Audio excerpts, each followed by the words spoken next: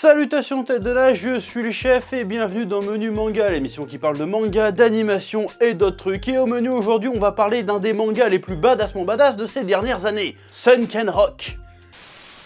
Cette vidéo est sponsorisée par Raid Shadow Legends, le jeu mobile aux millions de joueurs. Créez votre équipe de champions, parcourez des donjons, affrontez les boss et faites évoluer vos champions. Il y a même des clans et du PVP. Moi j'aime bien celui-là, il a un certain swag, en plus il est vert, et il balance une attaque qui explose plusieurs ennemis en un coup, et ça c'est plutôt cool. Ce que j'aime dans le jeu, c'est la grande variété de modes de jeu et les designs des champions qui pètent la classe, et il y en a plus de 500 différents à invoquer. Et cet été, le jeu bénéficie d'une mise à jour avec de nombreuses nouveautés. Collectez les fragments de champions qui permettent d'invoquer des champions spécifiques. Le nouveau bazar vous permettra d'échanger vos objets de grande valeur contre des lingots d'or que vous pouvez gagner dans Tag Arena. Et ils viennent de prolonger les récompenses de connexion quotidienne jusqu'à 270 jours, avec des champions gratuits disponibles juste pour se connecter. Ce mois-ci a été très riche en nouveautés et en mise à jour, il n'y a donc pas de meilleur moment pour commencer. Ouais. Vous pouvez me retrouver dans le jeu sous le pseudonyme Le Chef Otaku et vous pouvez même rejoindre mon clan. Alors dépêche-toi vite. Ouais. Accédez à la description de la vidéo, cliquez sur les liens spéciaux, si vous êtes un nouveau joueur, vous obtiendrez 100 000 pièces d'argent, plus 50 gemmes, plus 10 éclats de mystère, plus un champion gratuit. Balafreur. Tout ce trésor vous attendra ici et sera disponible pendant 30 jours pour les nouveaux joueurs. Que la passion vous guide. Oui. Sunken Rock est un manga seinen écrit et dessiné par Boy Sheep et publié de 2006 à 2016 dans le magazine Young King. La série compte 25 tomes. En France, c'est publié aux éditions Doki Doki. Et c'est à peu près tout ce qu'on peut dire sur la publication de la série, vu qu'il n'y a à ce jour aucune adaptation animée ni aucune adaptation d'aucune sorte. En revanche, il faut savoir que Boichi, de son vrai nom Music Park, n'est pas un mangaka japonais du Japon, mais un mangaka coréen du Japon. Il est né à Séoul et c'est important de le savoir vu de quoi parle Sunken Rock. Mais ça, on va en reparler. Ouais. Et tu te demandes très certainement de quoi ça parle. Eh ben je vais te le dire. Ken Kitano est un jeune japonais du Japon qui part vivre en Corée afin de devenir policier, dans le but de se rapprocher de son amour de lycée Yumin, d'origine coréenne qui a elle-même quitté le Japon pour entrer dans la police coréenne. Sauf que Ken est loin d'être brillant, du coup la police ne veut pas de lui, du coup il vit dans un taudis à glander tous les jours. C'est très clairement un cassos. Mais un jour, alors qu'il déguste un petit plat dans une échoppe de rue, le tenancier se fait racketter par des petits mafieux locaux. Ken leur met une dérouillée et se fait remarquer par Teiso, le boss d'un petit gang qui décide d'en faire le boss du gang. Ainsi naquit la Sunken Rock Team qui va devoir se frayer un chemin dans l'univers mafieux avec pour objectif d'être aussi puissant qu'un état. Et en fait sa copine Yumin, c'est la fille d'un giga yakuza japonais du Japon. En gros, c'est ça l'histoire. Et tu te demandes certainement pourquoi j'ai choisi de te parler de Sunken Rock. Et ben déjà parce que c'est un manga que je trouve gravement stylé. Et en plus je me suis fait chier à tout relire la série pendant le confinement, alors autant rentabiliser mon temps. Et en plus je me suis rendu compte que j'ai quasiment jamais parlé de Boichi sur cette chaîne. Et pourtant putain qu'est-ce que j'adore Boichi. C'est un manga assez atypique par bien des aspects qui bénéficie d'une très bonne réputation dans le milieu. Et qui bénéficie aussi d'une communauté de fans très active pour faire la promotion du manga. Mais tu sais quoi, malgré toute la passion qu'ils mettent à faire la promotion du manga, je trouve qu'ils s'y prennent assez mal. Je t'explique pourquoi. Sunken Rock est un manga stylé de ouf, dans le sens où tout dedans est fait avec style. Les persos se baladent dans des putains de costards Armani, des lambeaux de folie, portent des Rolex et évoluent dans un monde de luxe, de pouvoir, d'influence. Chaque planche est là pour en mettre plein les mirettes, les persos pètent la classe. De plus, il y a une espèce de mélange esprit Neketsu avec l'amitié virile et fraternelle entre les membres de la Sunken Rock Team, et l'esprit Furio lors des bastons entre gangs. Le tout saupoudré de petites leçons de vie, ce qui fait que j'ai souvent entendu que ce manga était un genre de GTO Seinen. Et GTO, c'est trop stylé! Tu rajoutes à ça qu'il y a énormément de scènes de fesses, qui sont parfois limite porno, et tu as le cocktail parfait pour être le meilleur manga de l'univers aux yeux de tous les petits branlotins. Mais en réalité, promouvoir le manga comme ça, c'est pas tout à fait une erreur, parce que finalement, qu'est-ce qu'il y a de plus vendeur que du style et du cul? Mais malgré ça, je trouve que c'est un peu dommage de vendre le manga uniquement comme ça, parce qu'on passe un peu à côté du propos du manga. Sunken Rock, pour moi, ça parle du pouvoir. Aucune limite à mon pouvoir! Tout d'abord du pouvoir au sens étatique, et ça choisit de nous en parler en faisant le parallèle entre les gangs et les gouvernements. Pour Boichi, le pouvoir étatique est intrinsèquement corrompu, parce que le pouvoir te soumet à toutes les tentations. L'argent, le luxe, la luxure, le pouvoir sans conscience te rend pervers, sadique, insensible, cruel. Boichi veut nous montrer tout ça, c'est pour ça qu'il met autant de luxe, de style et de cul. Beaucoup retiennent les passages où c'est réellement très beau et classe, mais 90% du temps, il nous montre tout ça de manière obscène, parce que ça l'est. Dans Sunken Rock, le pouvoir est aux mains de personnes faibles et sans conviction, qui sont incapables de résister à ces tentations. Ces gens n'agissent plus pour le bien commun, mais pour asservir leurs pulsions perverses pour eux-mêmes. Le manga nous explique que c'est parce que le pouvoir est aux mains de gens corrompus que la Corée du Sud a du mal à faire face à son histoire, notamment son application dans la guerre du Vietnam.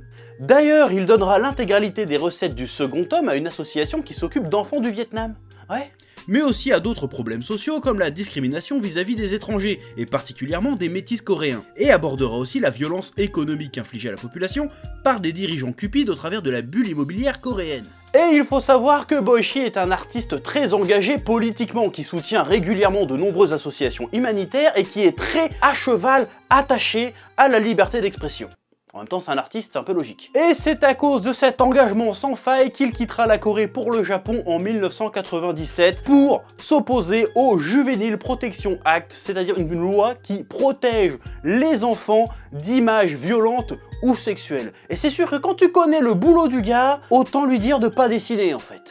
Mais le manga ne fait pas que critiquer la Corée du Sud, loin de là.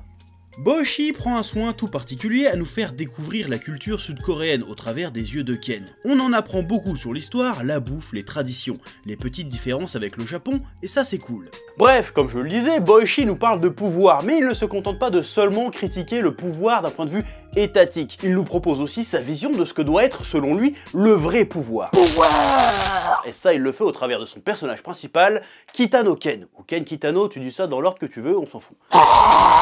Qui est sans aucun doute l'un des persos les plus badassement épiques des 15 dernières années. Son histoire est intéressante parce que c'est un immigré japonais sans diplôme, sans éducation et surtout sans le sou, à qui l'on va donner des responsabilités et du pouvoir. Mais qui, contrairement aux autres, il a vu Spider-Man 1 et il a compris qu'un grand pouvoir implique de grandes responsabilités. Et Kitano Ken, bien qu'un peu con, se sent responsable de faire bon usage de ce pouvoir, et connaissant la misère, il se servira de son pouvoir pour protéger les faibles, qui lui ont toujours tendu la main. Ken est généreux, altruiste, loyal, honnête. Ken est aussi un asset.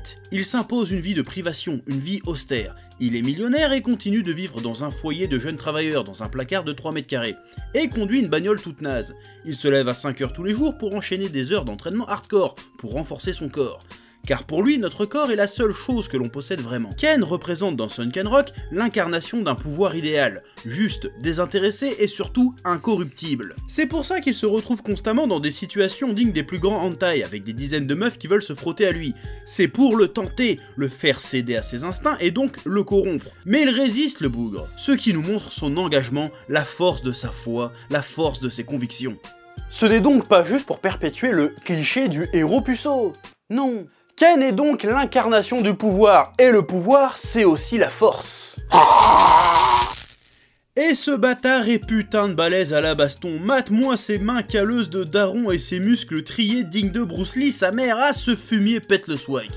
Donc pour Boichi, selon moi, le pouvoir peut être tout à fait incarné par un étranger issu des classes laborieuses, tant que celui-ci est fort, juste et surtout incorruptible. Et ça, c'est beau. Le personnage de Ken est tellement vertueux que certains trouveront la morale de Sunken Rock parfois un petit peu niaise, surtout comparé aux vices incalculables, innommables auxquels il va devoir faire face. Donc le manga pourrait paraître par bien des aspects un petit peu manichéen. Mais l'est-il vraiment? Je suis pas vraiment sûr que ce soit le cas.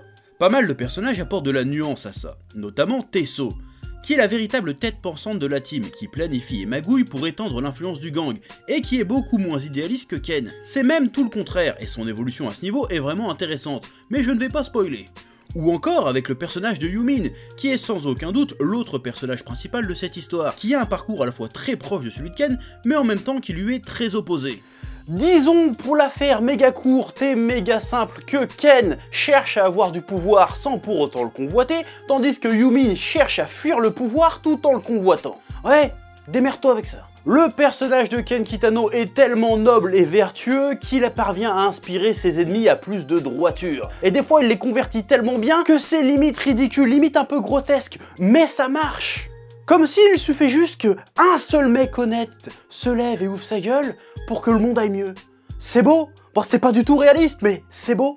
Oui, Sunken Rock est un manga vachement sentimental, déjà parce qu'il raconte une histoire d'amour, qui n'est pas totalement à l'eau de rose, qui est même plutôt logique, et quand elle arrive à sa conclusion, tout te semble naturel, presque réaliste, tout en étant romantique quand même, et ça c'est beau, c'est pas juste pif pouf, ellipse à la fin du manga, ils ont 2 gosses et puis nique ta mère. Hein, je ne vise pas du tout Naruto, mais quand même. Et c'est aussi et surtout sentimental dans le sens amitié virile avec grosse manliture, ce Jojoesque. C'est cliché de ouf, ça en fait des caisses, mais c'est magnifique, c'est inspirant, c'est stylé, et pour ça, pas besoin de faire 150 flashbacks ou 150 monologues introspectifs où les personnages t'expliquent ce qu'ils ressentent. Non, tout ça est fait dans la mise en scène, dans le dessin, dans le cadrage. C'est magnifique, c'est propre, c'est beau. Voilà, c'est Sunken Rock. Sunken Rock est un manga qui pose cette question. Est-ce que le pouvoir de l'amour est plus fort que l'amour du pouvoir? Vaste question. Ouais. Et quand je dis amour, je parle de l'amour au sens large, hein, la compassion, la gentillesse, la bienveillance, tout ça quoi. Et quand tu vois la gueule du dernier tome, moi je dis, la question elle est vite répondue. Dernier tome qui est d'ailleurs une véritable déception pour bon nombre de fans de Sunken Rock. Et faut bien avouer que sur ce coup-là, Boichi a pris une direction inattendue. Alors je ne vais pas spoiler, mais la fin arrive très vite, sans prévenir, et la conclusion est très étonnante. On pourrait avoir l'impression que c'est un peu la fin d'un autre manga. Boichi, sans doute conscient que ses choix allaient susciter des réactions, se justifiera dans le dernier tome. Selon lui, les 2 thèmes principaux de Sunken Rock sont la contrition et le pardon. Les 24 premiers tomes parleraient de contrition et le dernier parlerait du pardon. Or la contrition, c'est faire pénitence, c'est le repentir, c'est vivre avec les regrets d'avoir commis un ou des péchés, en gros. Et il est vrai que c'est un sujet prépondérant dans le manga. Alors Ken n'a a priori rien à se faire pardonner, ni aucune raison de se repentir. Mais c'est pas le cas des autres personnages, amis ou ennemis. Yumin, Tesso et Banfong en tête. Je ne vais pas spoiler. Alors que la fin du manga approchait, Boichi a été marqué par les attentats qui ont touché Paris et tout particulièrement par le message d'un homme qui a perdu sa femme. Message très connu intitulé « Vous n'aurez pas ma haine ». Cet événement poignant donne à l'idée à Boichi de finir son histoire sur la notion de pardon. Et autant je peux tout à fait comprendre que les événements de la fin paraissent un peu fastoche, en mode pif pouf, tout est pardonné, on oublie tout et on recommence, on passe à autre chose, ce qui peut paraître un peu déroutant, voire décevant, voire même pour beaucoup frustrant. Autant je trouve que ça colle parfaitement avec l'idée, le thème, l'ambiance du manga depuis le début. Je suis comme toi, je suis pas spécialement fan de l'exécution, mais dans l'idée, c'est pas une mauvaise idée du tout. C'est même plutôt brillant. Bon, ça aurait pu être mieux fait, mais dans l'idée, c'est pas con. Quand Boichi nous dit qu'il a beaucoup parlé de contrition, c'était pour ses personnages, mais aussi pour la Corée. C'est pour ça qu'il a parlé de la classe dirigeante corrompue et de certains épisodes historiques pas très glorieux. Mais à partir du moment où les personnages reconnaissent leurs péchés, leurs erreurs, qu'ils regrettent, et plus largement que Boichi en tant que Coréen reconnaît les péchés et les erreurs de son pays, qu'est-ce qu'il lui reste à faire ? Il faut accepter de vivre avec, et pour les accepter, tous ces péchés et aller de l'avant, il faut être prêt à pardonner, et surtout à se pardonner soi-même. Ce qui nous ramène à cette vision du pouvoir idéal. En effet, un pouvoir idéal qui est juste fort, incorruptible, doit être assez fort pour être capable de pardonner. Et ça, c'est beau. Sunken Rock, c'est aussi un dessin, et pas n'importe lequel, celui de Boichi, ma gueule. Ouais. Qui est un putain d'ovni dans le paysage manga. Son style, c'est la fusion parfaite entre l'expressivité et le dynamisme du manga, et le détail, la finesse du comics. Ça vient sans doute du fait qu'il soit coréen, un pays beaucoup plus marqué par la culture américaine que le Japon. Pas mal de manhwa ont un côté plus comics. Gros aplat noir pour les ombrages, recherche de réalisme, slash page. Le style Boichi, c'est surtout la sublimation du corps humain. Regarde encore une fois ses corps de dieu grec et ses courbes de naïades. Bon, j'avoue que pour les femmes, il semble surtout se concentrer sur leur fion, à tel point que ça devient vite malaisant. Mais quand même, y a pas beaucoup de mangas qui poussent l'anatomie aussi loin. Regarde-moi ces gueules incroyables! Le trait est à la fois fin, nerveux, tout en volume, précis. Non, sans déconner, c'est parfait. Bon, y a que pour les décors, le gars triche avec le numérique, mais Osef! Le gars est vraiment beaucoup trop fort sa mère. Et en plus, il est productif, le bougre. Le gars publie plusieurs mangas en même temps, au KLM, rien à foutre. Le découpage est putain de virtuose. Les jeux d'ombre et de lumière te fracassent la rétine et les scènes de combat sont tellement intenses que tu vas te sentir essoufflé en les lisant. Bordel de merde, tu pourrais enlever toutes les bulles de manga que rien qu'avec le dessin, ce serait une masterclass. Mais comme je te le disais, Sunken Rock c'est bien plus qu'un manga avec des beaux dessins méga stylés, de la grosse baston et du cul un peu partout. C'est une véritable œuvre avec un véritable propos, une véritable vision sur un sujet du monde et qui raconte des choses très intéressantes. Et il devrait être aussi reconnu pour ça. D'ailleurs, il devrait être surtout reconnu pour ça, ce manga. Et c'est dommage que beaucoup de gens semblent passer à côté. Ouais. Alors lis Sunken Rock, parce que c'est puissant. Ouais. Que la passion te guide. Eh oh, tu vas pas te barrer comme ça, hein? Tu vas laisser un pouce bleu? Un petit pouce bleu, hein? Puis tu regardes aussi les autres vidéos? Parce que voilà, tu t'abonnes? Ouais?